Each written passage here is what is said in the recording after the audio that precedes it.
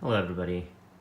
My apologies for recording this on a phone, but it's the only way that I could actually record the flickering, as Shadow Play or any other desktop recording app would not actually show the effect that you're seeing in front of you.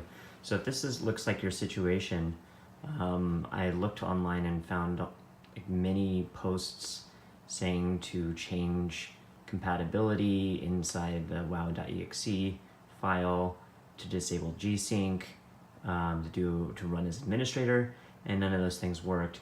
I even went into the graphics settings and tried everything in here, including vertical sync and display mode. Like, obviously changing this from full screen to windowed will fix the problem, but that's not really an option. I've changed every one of these to different profiles and still have the same issue. Then I realized that it's actually just a graphics API problem. So if you switch to DirectX 11,